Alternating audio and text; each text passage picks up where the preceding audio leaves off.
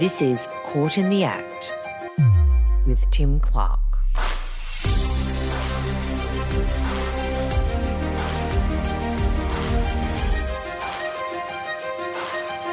Welcome back.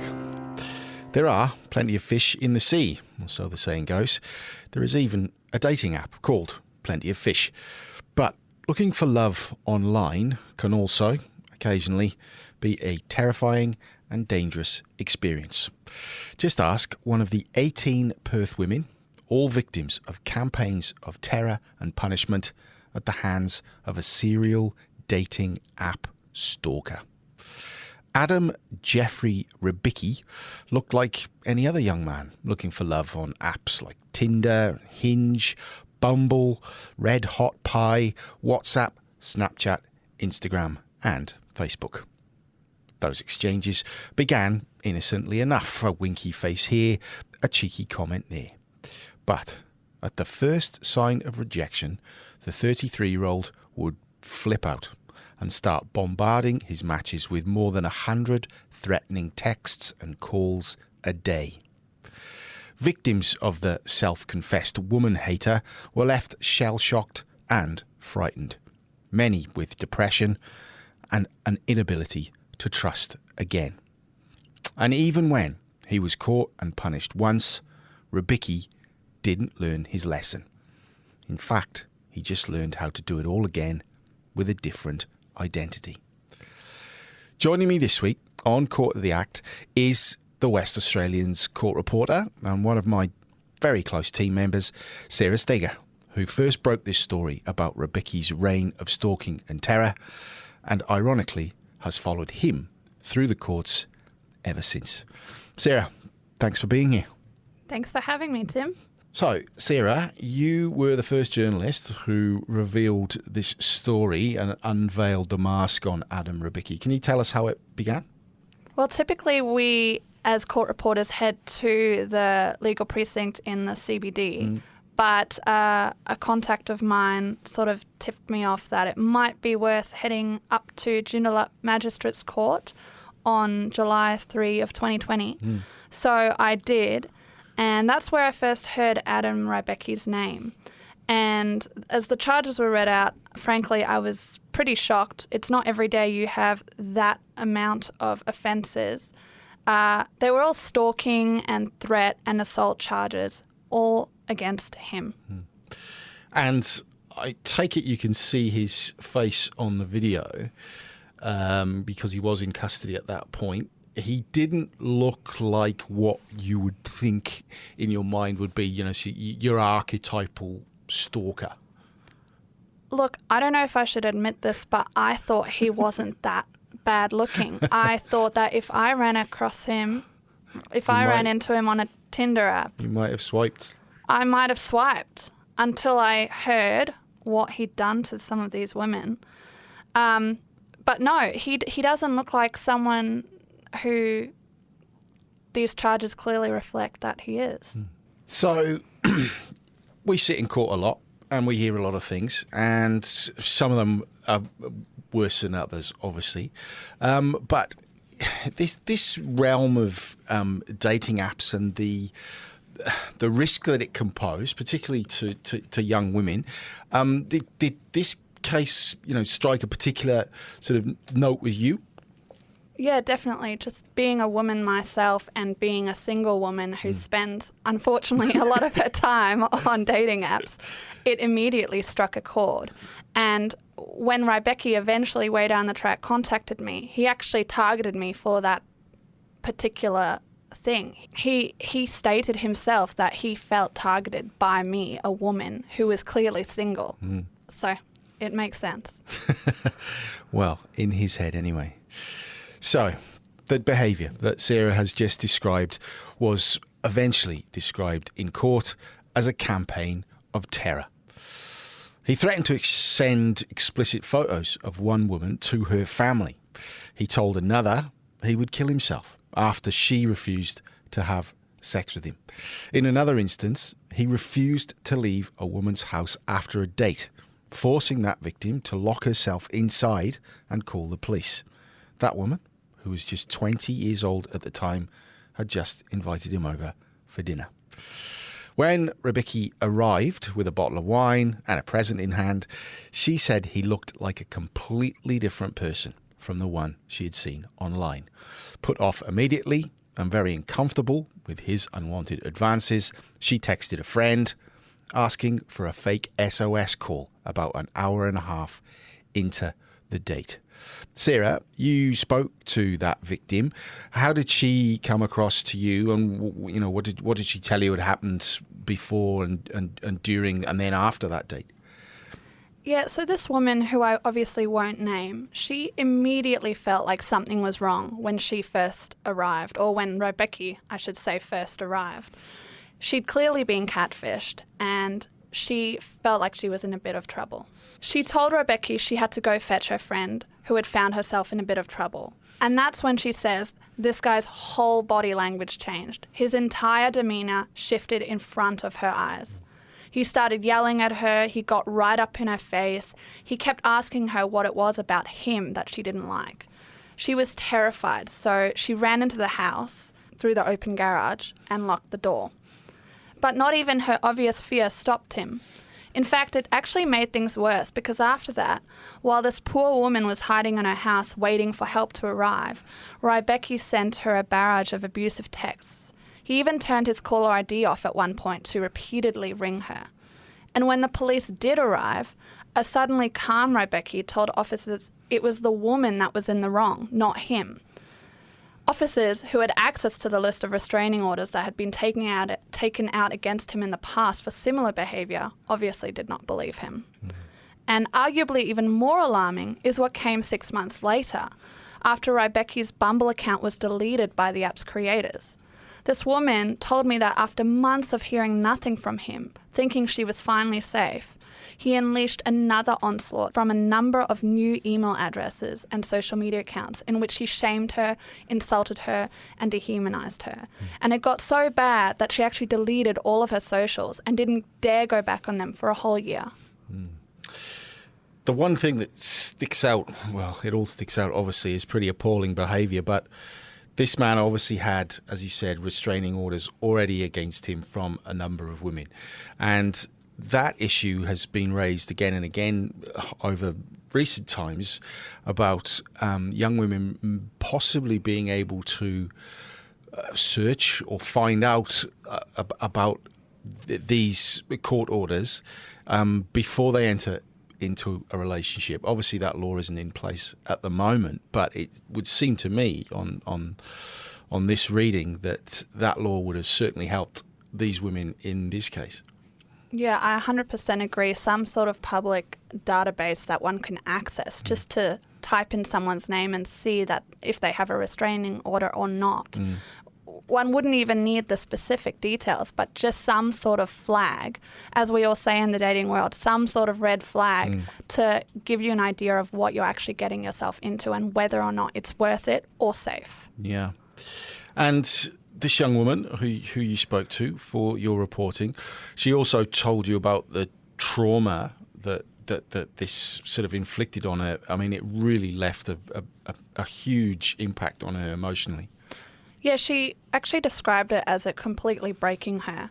Not just the abuse that he sent her, but her sense of security was completely shattered after that. And she was scared to even be alone in her own house for months and months. That, as well as withdrawing socially. I mean, as she said, she cut off all ties on social media and she stopped dating completely. And months later, she realized she was actually completely at his mercy when he contacted her again. And she had zero control of that whole situation. I mean, it's terrifying. Yeah. And as we said at the top, it didn't stop there. And this was not the only young woman that this man was terrorizing.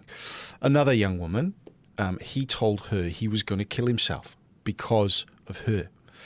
She said initially he seemed quite nice in person, but the messages were relentless and he wouldn't stop talking about how he wanted to have sex with her. Once he was rejected, he would then send her more threatening messages telling her she had no idea what he was capable of and you'll get what's coming to you. message after message after message, more than 40 in one day, leaving her absolutely petrified that he would and could turn up at her house. Sarah, months after blocking him on every app, she got a call from the police. What did they say? Well, she actually knew it was about him before they even mentioned his name. She told me that as an officer called her, as soon as she answered, she immediately said, "It's about him, isn't it?" That's how seriously this man, who she said was unlike anyone she'd ever met before, had impacted her life. Talking to her, it honestly sounded like he'd crept into every facet of her conscious and subconscious mind, and that fear ruled her life for a really long time. Now, as we said, you broke the story of his arrest and the details of some of the allegations against him. And as can be the case sometimes, and it can be satisfying, but it can also be quite concerning when this happens, more women then came forward to report similar experiences with this character. Yeah, that's exactly what happened. I think it was 3 to 5 different women came forward after the West broke this story. One of these women thought she'd met someone who ticked all the right boxes when she first matched with him on Tinder.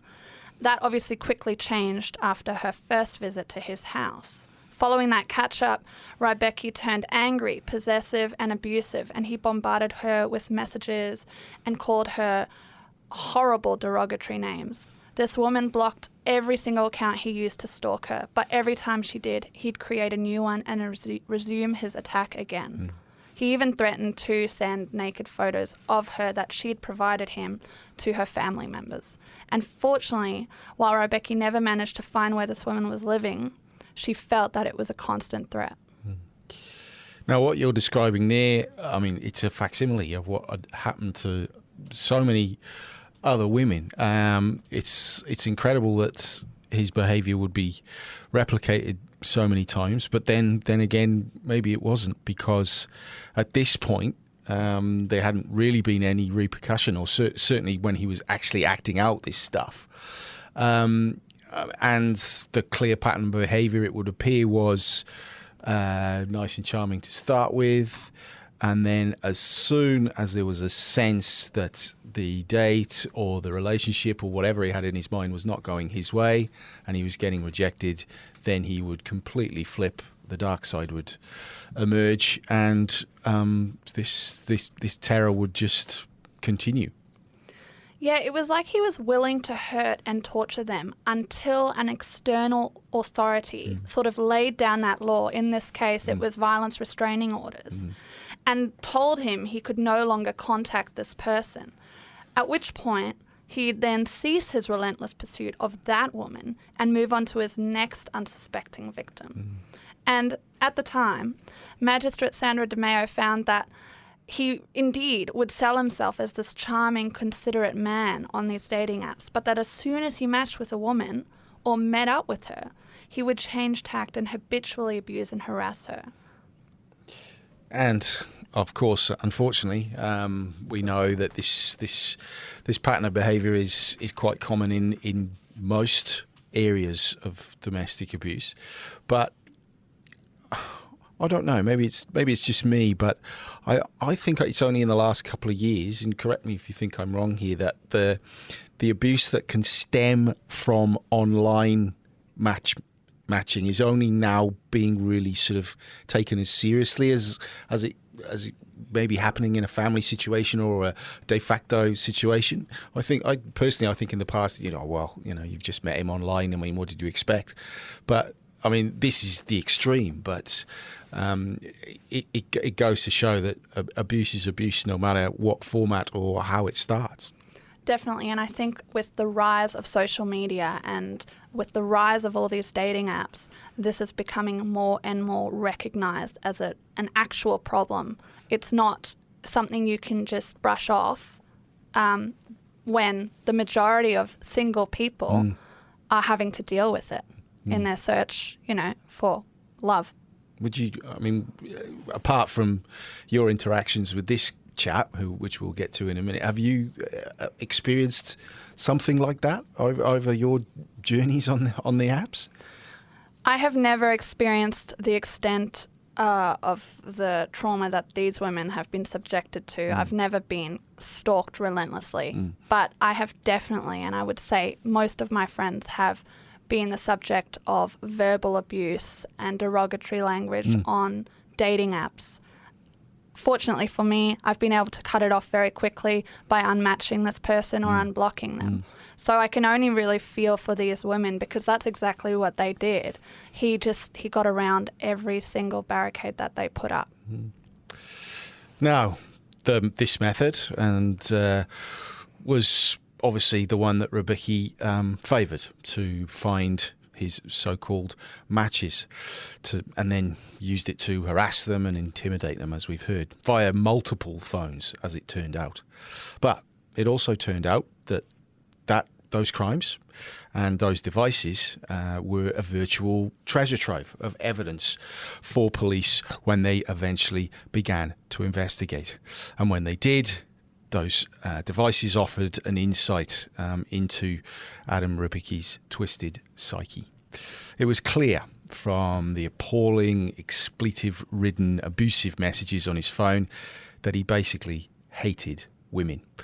One such message said, "All women are dog shit. They are pieces of shit. I am the most bitter, spiteful, hate-filled on the planet who absolutely hates women and have straight up become evil. I'm glad I'm ruining the life of at least one more. This is someone who hates women, hates the country, hates the government, and hates police." Another message said the woman he was speaking to was the trashiest, dirtiest slut he'd ever spoken to and could not have been stupider. And despite these abhorrent messages, including one where he threatened a victim, "I have 3 phones, sweetheart. I will find you wherever you are," Rybicki insisted he was the one being victimised, claiming to detectives the women were all conspiring against him. "You're going to call the police just like all the others," read one message, which a police prosecutor eventually said displayed an unmatched level of arrogance. She also said that until his eventual arrest in June 2020, Rybicki had seen himself as untouchable, despite his lawyer claiming he didn't know what he was doing was illegal. Sarah, as we've just heard, these messages are horrendous enough as they stand, but they really took on a more sinister meaning when, in court, Senior Constable Kylie Velios said Rybicki's behaviour and his deep hatred of women meant he fit the profile of a minority group known as involuntary celibates, or incels. Tell us a little bit about that. Well, that's exactly right. His use of derogatory language mirrors the way incels refer to women. The incel movement, in essence, rejects women's freedom and genuinely believes that all females are shallow, vain, cruel creatures. It's a subculture that thrives off toxic misogyny and male supremacy and prides itself on hating women. And bizarrely, this hatred is meant to come from this group's self-professed desire for love and sexual fulfillment, but that they believe they cannot attain such a thing because women don't find them physically attractive enough. And even though Rybicki doesn't refer to himself as an incel and doesn't fit all the criteria, he does refer to himself as a man who has become straight up evil and who absolutely hates women. And he admits he can't wait to ruin the life of the next one. Yeah, he sounds like an absolute charmer. And along the way, as you mentioned before, after some of your reporting, he got in touch with you personally. Tell us what happened there, how that happened, and how you felt about it, basically. So the first line of his email to us said that we, the West Australian, had unbelievably picked on him for whatever reason, quotes. And it's pretty obvious the female journalist involved had an invested interest in what I had been doing and a personal agenda against me. I have to admit, when I read this email, I did have a bit of a chuckle. See, now that's interesting in itself, because you listened to what he'd done and how he acted and his skewed world belief, but you saw it and you laughed, because, I mean, some people wouldn't have. He's a narcissist. Yeah. There's no other way to describe it. He's incredibly arrogant, he's narcissistic, and he has no understanding of the true extent of what he's doing. And he has no remorse. He doesn't seem to care. It's all about him. And so when I read this email, yes, I was alarmed, because it does go on for several pages and it names me 4 separate times, which led to us reporting it to police. But the fact he has so little self-awareness, it made me laugh, because I knew that he was never going to stop. I think it's a self-fulfilling prophecy, and he will continue to be convicted for crimes like this. I've got one of the emails here, actually. It says, "My name is Adam, and I'm sure you know who I am. I've been made incredibly infamous due to your publication." As you say, the self-satisfaction, the narcissism sort of drips off even an email, let alone it being written in pen form. So you can just get a flavour there, or in one line of the mindset, but also then of the the internal struggle that this man's having with supposedly being rejected by all these women that are out to get him. Yeah, I mean, his email itself, he says at one point, "I was being a troll, nothing more." He repeatedly claims that this reporting wasn't fair, that the justice wasn't fair. I don't think any of his victims would agree with anything he's writing. Indeed. That email was sent in March 2021. By that time, he had appeared in court several times. In August of 2020, Rybicki's lawyer, David Hockton, argued that his client had not been physically violent towards any of the victims, but he did agree that they would have suffered significant emotional and mental harm. Rybicki himself pleaded with the court, saying prison had been utter hell, and that he would never engage in the behaviour again. Less than 2 months later, he pleaded guilty to 18 stalking charges, included aggravated stalking and stalking with intent to intimidate, along with 4 drugs charges. Another count of aggravated stalking was dropped, and another drug charge was downgraded. During sentencing, Magistrate Sandra DeMeo said Rybicki's relentless pursuit of his victims was extreme. She described how on one day, after one woman he'd met on a dating app declined a second date, Rybicki sent her 90 messages in 8 hours. That's one every 5 minutes. And she eventually, Sandra DeMeo, sentenced Rybicki to a 16-month conditional suspended term of imprisonment. That was in part due to a psychological report done on Rybicki after he was bashed in jail, which found he was scared and unlikely to reoffend. So, having already been in jail for 6 months and 23 days after his arrest, that meant he could walk free. Sarah, you'd spoken to some of Rybicki's victims.